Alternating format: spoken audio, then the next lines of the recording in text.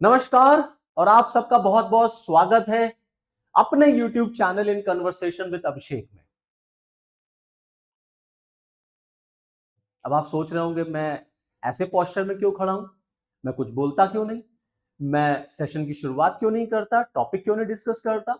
दरअसल मैं ये सोच रहा था कि क्या आपसे वही बात फिर रिपीट की जाए, क्या आपसे फिर कहा जाए कि सब्सक्राइब करिए इस चैनल को, क्योंकि मैं ये सोच रहा था, मैं इतना कॉन्फिडेंट हूं कि आप इस चैनल को जरूर सब्सक्राइब करेंगे, मुझे बहुत ढेर सारा प्रेम प्यार देंगे। क्योंकि अगर आप सब्सक्राइब नहीं करेंगे तो मैं आपसे कैसे मिलूंगा, आप मुझसे कैसे मिलेंगे, हम लोग टॉपिक्स पर नॉलेज कैसे शेयर करेंगे, किसी टॉपिक को मैं आप तक कैसे पहुंचाऊंगा, अच्छे अच्छे कंटेंट इंटरेस्टिंग टॉपिक्स आप तक कैसे मिलेंगे, आप तक कैसे पहुंचेंगे। इसके लिए सबसे जरूरी यह है कि आपको ये YouTube चैनल सब्सक्राइब करना पड़ेगा। चलिए अब आज के सेशन की शुरुआत करते हैं और बड़ा इंपॉर्टेंट टॉपिक है आज के सेशन का। शुरुआत होती है पाकिस्तान से। अगर मैं आपसे कहूं या किसी से मैं कहूं कि पाकिस्तान पर भैया जरा निबंध लिख के दिखाओ, इससे लिख के दिखाओ, या मैंने आपसे कहा कि यार पाकिस्तान पे जरा 10 बातें बताओ, 10 पॉइंट्स में पाकिस्तान को डिस्क्राइब करो, तो जानते हैं आप कैसे डिस्क्राइब करेंगे। नंबर 1, पाकिस्तान जो आजाद हुआ था तब उसका नाम पाकिस्तान था, आज उसका नाम आतंकिस्तान है। दुनिया भर में पाकिस्तान की पहचान आतंकवादी देश की तरह से है। दुनिया के रिनाउंड एक से एक खूंखार खतरनाक आतंकवादी पाकिस्तान में पाए जाते हैं। जैसे ही पाकिस्तान का नाम, पाकिस्तान के बारे में आदमी सोचने लग जाता है तो उसको उसामा बिन लादेन की याद आती है, उसको लश्कर तोयबा की याद आती है, उसको अलकायदा की याद आती है, उसको हाफिज सईद की याद आती है। मतलब एक से एक खतरनाक जो आतंकवादी हैं वो सब पाकिस्तान में ही रहते हैं और सारे टेररिस्ट कैंप, सारे ऑर्गेनाइजेशंस भी आपको पाकिस्तान में मिलेंगे और पूरी दुनिया इसको जानती है। पूरी दुनिया जानती है, पाकिस्तान को भी पता है कि यार पूरी दुनिया में पाकिस्तान की पहचान एक आतंकवादी देश से ही होती है, उससे ज्यादा कुछ नहीं है। अब बात यह है कि दरअसल कुछ भारतीय और कुछ पाकिस्तानियों ने मिलकर के भैया एक टीम बनाई 117 लोगों की, और इन दोनों लोगों ने भारत के प्रधानमंत्री को और पाकिस्तान के प्रधानमंत्री को एक प्रेम पत्र लिख दिया। इन 117 लोगों में राष्ट्र प्रेम जागा, एकाएक राष्ट्र प्रेम जागा और इन लोगों ने भारत के प्राइम मिनिस्टर श्री नरेंद्र मोदी जी को और शहबाज शरीफ को लेटर लिखा और दोनों लोगों से रिक्वेस्ट की है कि अब ये समय आ चुका है कि हमको अपने संबंधों को फिर से रिस्टोर करना चाहिए। मतलब भारत और पाकिस्तान के बीच में जो संबंध टूट चुके हैं, जो संबंध ट्रैक पर नहीं है, उन्हें हमें वापस ट्रैक पर लाना चाहिए। दोनों देशों को बातचीत करनी चाहिए, अपने व्यापार बढ़ाने चाहिए, पीपल टू पीपल कांटेक्ट बढ़ाना चाहिए, वीजा की सर्विसेज शुरू कर देनी चाहिए, एक दूसरे के जो कमिश्नर्स हैं उनको फिर से रीअपॉइंट करना चाहिए, वगैरह वगैरह। बड़ी लंबी चौड़ी लिस्ट है, मैं अभी उस पर भी आऊंगा। अब ये जो 117 लोग हैं दोस्तों, इन्होंने जो ये लेटर लिखा है, इसी लेटर को आज एनालाइज करना है कि आखिरकार में इसका क्या मतलब है। और आपसे भी मैं ये जानना चाहूंगा कि क्या भारत को पाकिस्तान से बातचीत करनी चाहिए। क्या भारत इतना कमजोर मुल्क हो चुका है, क्या भारत अगर पाकिस्तान से बातचीत नहीं करेगा तो दुनिया पाकिस्तान को बाइकआउट कर देगी, दुनिया हिंदुस्तान को बाइकआउट कर देगी, हिंदुस्तान का हुक्का पानी बंद हो जाएगा, हमारी इंडियन टीम मैच नहीं जीत पाएगी। मतलब क्या भारत के लिए प्रलय आ जाएगा अगर हम पाकिस्तान से बात नहीं करेंगे।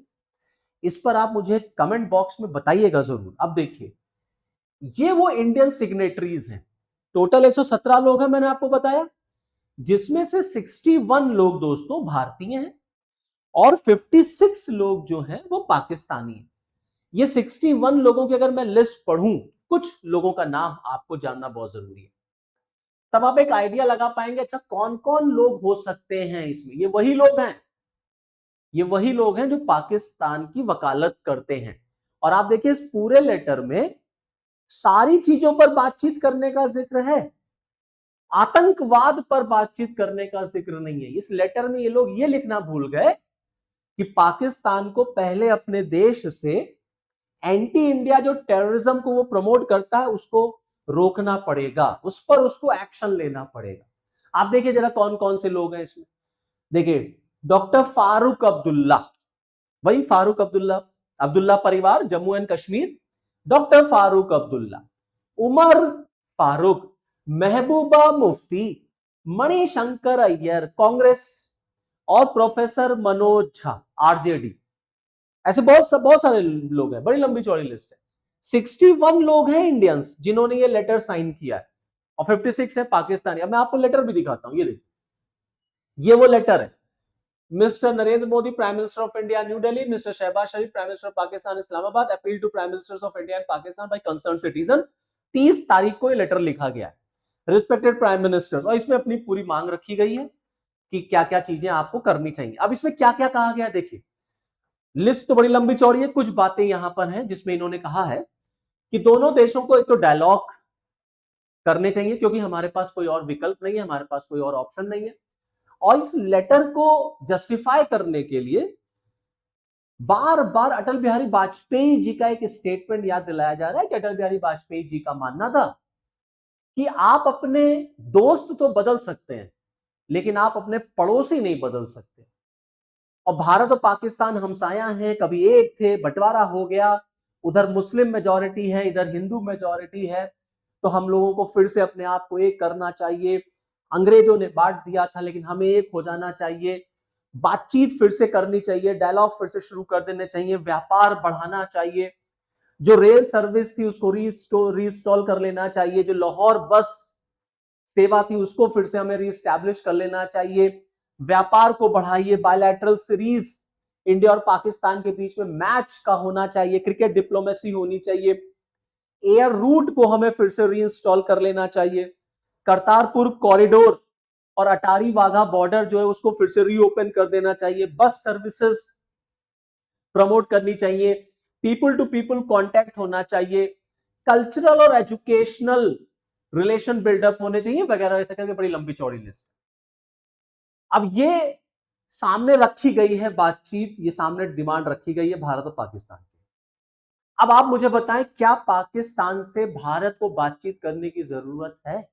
दरअसल ये वो लोग हैं जो लोग भूल गए कि कैसे जम्मू एंड कश्मीर में अभी कुछ दिन पहले पहलगाम में किस तरीके से पाकिस्तान स्पॉन्सर्ड टेररिस्ट आए थे, और कैसे वहां पर धर्म पूछ करके, धर्म देख करके, पैंट उतरवा करके, आई अगेन रिपीट, पैंट उतरवा करके, धर्म आइडेंटिफाई करा करके कैसे वहां पर इनोसेंट इंडियंस को मारा था पाकिस्तान स्पॉन्सर्ड टेररिस्ट लोगों ने। ये लोग भूल गए ये बात, ये लोग बहुत जल्दी भूल जाते हैं।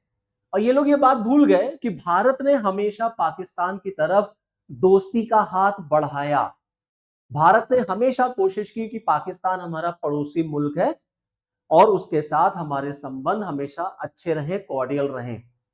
बहुत जल्दी ये लोग भूल गए कि किस तरीके से पहलगाम हमला हुआ था और किस तरीके से ऑपरेशन सिंदूर में हमारे सैनिकों ने, हमारी सेना ने पाकिस्तान को सबक सिखाया था। और देखिए उसी ऑपरेशन सिंदूर में अभी भारत सरकार की तरफ से माना गया कि 6 इंडियन सोल्जर्स भी शहीद हुए थे। ये लोग इन सोल्जर्स की, इन इंडियन आर्मी पर्सनल्स की शहादत ये लोग भूल गए। ये लोग भूल गए कि कितने जख्म पाकिस्तान ने और पाकिस्तान के स्पॉन्सर्ड टेररिस्ट लोगों ने भारत माता को दिए हैं। मतलब मैं लिस्ट नहीं गिना सकता, इतनी लंबी चौड़ी लिस्ट होगी। और भारत ने हमेशा कोशिश की कि पाकिस्तान के साथ रिलेशन अच्छे रखे जाएं। ये लोग भूल गए, और अब ये लोग गवर्नमेंट ऑफ इंडिया से कहते हैं कि आपको पाकिस्तान से बातचीत करनी चाहिए क्योंकि आपके पास कोई और ऑप्शन ही नहीं है। Both the countries are nuclear weapon, लड़ाई लड़ नहीं सकते आप, आपका पड़ोसी है ये आपको पता है, तो जब पड़ोसी है तो पड़ोसी चाहे जैसा भी हो आपको उसके साथ संबंध अच्छे रखने चाहिए। ये लोग भगवान राम और भगवान कृष्ण का एग्जाम्पल दे रहे हैं। मैं सुन रहा था, ये लोगों ने भगवान राम और भगवान कृष्ण का एग्जाम्पल दिया कि भगवान राम ने भी रावण के पास डायलॉग के लिए दूत भेजा था कि वो माता जानकी को, माता सीता को वापस कर दे। श्री कृष्ण का इन लोगों ने जिक्र किया कि भगवान कृष्ण ने भी कौरवों के पास संदेश भेजा था, डायलॉग ओपन रखा था। लेकिन ये लोग ये भूल गए कि फिर भगवान राम ने रावण को सबक भी सिखाया था। रावण को भगवान राम ने फिर अच्छी तरीके से सबक सिखाया, और भगवान श्री कृष्ण ने भी किस तरीके से धर्म की रक्षा करने के लिए कितना महत्वपूर्ण रोल प्ले किया था, ये लोग भूल गए। ये लोग भारत से कहते हैं कि आप आइडियलिज्म की कंडीशन में रहिए, आदर्शवादी, कोई बात नहीं, भारत पाकिस्तान हमारा पड़ोसी मुल्क है, वो हमको छुरे से जख्म देता रहे, वो आए दिन आतंकवाद प्रमोट करता रहे भारत के खिलाफ, हम शहादत पे शहादत देते जाएं, हमारे सैनिक मरते चले, हमारे सैनिक जो है वो शहीद होते चले, लेकिन भारत जो है वो एक आदर्शवादी देश के रूप में रहे। बट ऐसा नहीं होगा। अब ऐसा नहीं होगा।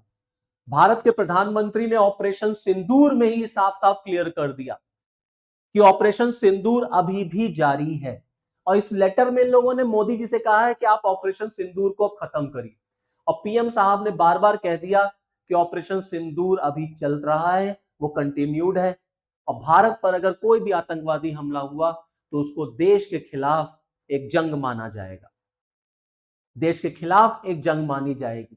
और ऑपरेशन सिंदूर के ही टाइम पर हमने इंडस वाटर ट्रीटी को सस्पेंड कर दिया।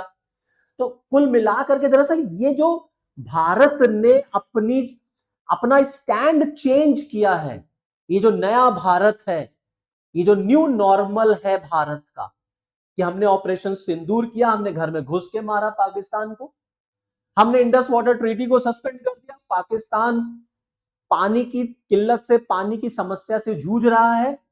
अब पाकिस्तान के लोग इस तरीके से परेशान हो रहे हैं कि वहां की जो सरकार, उस पर यह दबाव बन रहा है कि आप भारत से बातचीत करिए।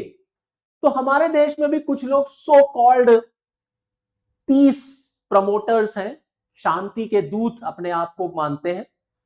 अब वो कह रहे हैं कि देखिए, ऐसा अगर आप बातचीत नहीं करेंगे तो भी तो पाकिस्तान आतंकवाद को खत्म तो नहीं कर रहा। और गवर्नमेंट ऑफ इंडिया की तरफ से ये साफ साफ कह दिया गया है कि talks and terror can not go hand in hand. आतंकवाद और बातचीत कभी एक साथ नहीं हो सकती। पाकिस्तान से बातचीत तभी होगी जब पाकिस्तान आतंकवाद का साथ छोड़ेगा, जब वो अपने देश में आतंकवादियों के खिलाफ एक्शन करेगा, और ये एक्शन होते हुए दिखना चाहिए। और इसी का एक एग्जाम्पल था, पाकिस्तान पर प्रेशर बिल्डअप करने के लिए इंडस वाटर ट्रीटी को हमने सस्पेंड कर दिया। हमने कहा हम नहीं मानते इंडस वाटर ट्रीटी को। 1960 में हुई थी, 1960 में, जिसमें जो कॉमन रिवर्स हैं, इंडस की जो ट्रिब्यूटरीज हैं भारत और पाकिस्तान के बीच में, वाटर शेयरिंग हुई थी, जिसमें इंडस, झेलम और चेनाब, ये नदियां पाकिस्तान को दी गई, और जो आपकी रावी, ब्यास और सतलज है, ये भारत को दिया गया। बाकी और भी बहुत सारी बातें थी, बट ये मेजर है। अब गवर्नमेंट ऑफ इंडिया ने ऑपरेशन सिंदूर में इसी इंडस वाटर ट्रीटी को सस्पेंड कर दिया। और सबसे इंपॉर्टेंट, भारत सरकार ने भी एक फैसला ले लिया जिसमें गवर्नमेंट ऑफ इंडिया चेनाब और ब्यास को कनेक्ट करने जा रही है, एक टनल बनेगा। तो भारत सरकार ने पाकिस्तान के खिलाफ वाटर बॉम्ब चला दिया। हम जान गए कि पाकिस्तान को कैसे सबक सिखाना है, बिना गोली चलाए हमने ये सब काम करने शुरू कर दिए। अब ये जो चेनाब और ब्यास लिंक है, इससे पाकिस्तान जबरदस्त परेशान हो गया कि एक तो already Indus water treaty suspend हो चुकी है, उससे उसको देश में, पाकिस्तान में पानी की कमी, दूसरा चेनाब और ब्यास अगर लिंक हो जाएगा तो पाकिस्तान के पास और पानी की कमी हो जाएगी। तो पाकिस्तान में हरा रंग जो है ना, वो केवल उसके झंडे पे ही रहेगा, बाकी खेती में और जमीन उसकी जो है वो हरी नहीं रहेगी। ये गवर्नमेंट ऑफ इंडिया की तरफ से स्टैंड लिया गया, हम मजबूर हो गए। हम क्या करें? अगर पाकिस्तान जो है आतंकवाद के खिलाफ काम नहीं करेगा तो भारत क्या करेगा? आप देखिए, अटल बिहारी, बस कितनी लंबी लिस्ट आपको गिनाऊं मैं। अटल बिहारी वाजपेयी जी से आपको बताता हूं। अटल बिहारी वाजपेयी जी लाहौर बस लेकर के पहुंचे, भारत को क्या मिला? भारत को धोखा मिला, कारगिल वॉर हो गया। परवेज मुशर्रफ आगरा समिट में भारत आए, पार्लियामेंट पर अटैक हो गया। मोदी जी को देख लीजिए, मोदी जी जो है पाकिस्तान गए थे एक सरप्राइज विजिट में, ऐसे ही to have a healthy relation, और आप देख लीजिए भारत को क्या मिला? एक के बाद एक टेररिस्ट अटैक, एक के बाद एक टेररिस्ट अटैक। 26/11 कोई भूल सकता है, बंबई हमला, संसद का हमला कोई भूल सकता है, और सबसे इंपॉर्टेंट अभी आपका कश्मीर में जो पहलगाम हमला हुआ। कोई भूल सकता है? अब आप कह रहे हैं कि कोई बात नहीं, आप भूल जाइए, आप भूल जाइए। क्यों? क्योंकि इसमें इनोसेंट लोग मारे गए ना, तो आपको दर्द नहीं पता चलेगा। जिसके लोग मारे जाते हैं ना, उसी को पता चलता है, उसी को पता चलता है कि हाँ कितना दर्द होता है जब कोई आपसे बिछड़ता है। अब आप कह रहे हैं कि हमें पाकिस्तान की तरफ दोस्ती का हाथ बढ़ाना चाहिए और पाकिस्तान से हमें बातचीत करनी चाहिए। और आप देखिए जरा कि पाकिस्तान से ये लोग कह रहे हैं बातचीत करनी चाहिए, और देखिए बिलावल भुट्टो और लगातार पाकिस्तान सरकार में भी लोग जो हैं वो भारत को धमकी दे रहे हैं, कह रहे हैं हम हाथ काट देंगे। कोई कह रहा है हम भारत के ऊपर न्यूक्लियर अटैक कर देंगे। ये बिलावल कल का लौंडा ये भारत को धमकी दे रहा है, कह रहा है कि भारत के खिलाफ न्यूक्लियर वॉर हो जाएगी, ये हमारे ऊपर न्यूक्लियर बॉम्ब गिराएंगे, क्योंकि कहते हैं कि हमारा न्यूक्लियर बॉम्ब जो है, न्यूक्लियर वेपन, वो भारत के लिए ही बना है। परवेज मुशर्रफ जब जिंदा थे तो कहा करते थे कि न्यूक्लियर वेपन हमारा दिवाली के लिए नहीं बना है। अब आप देखिए जरा कि आपका पड़ोसी इतना दुष्ट है, आप उससे आदर्शवाद की उम्मीद करते हैं, और आप गवर्नमेंट ऑफ इंडिया को प्रेशराइज करने की कोशिश कर रहे हैं कि let's have a dialogue with Pakistan. क्या जरूरत है पाकिस्तान से बातचीत करने की? मेरी अपनी राय, क्या जरूरत है? आपकी राय हो सकता है डिफर हो सकता है, लेकिन मुझे बताइएगा जरूर कमेंट सेक्शन में जाकर।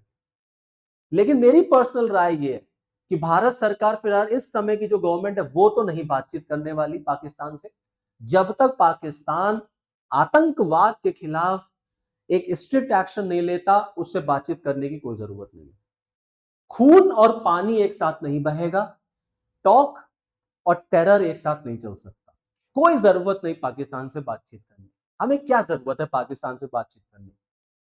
कोई जरूरत नहीं। तो चलिए फिर इस सेशन में इतना ही। नेक्स्ट सेशन में आपके साथ फिर मिलूंगा किसी और इंटरेस्टिंग टॉपिक पर। तब तक के लिए नमस्कार।